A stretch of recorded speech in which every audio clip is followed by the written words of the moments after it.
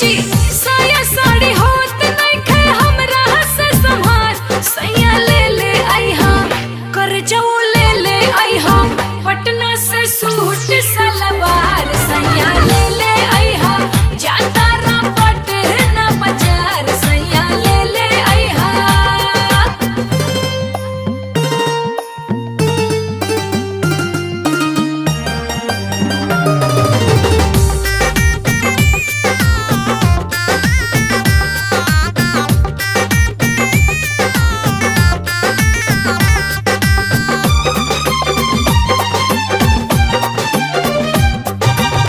किनके ओठ लाली ले आई हो हाजीपुर से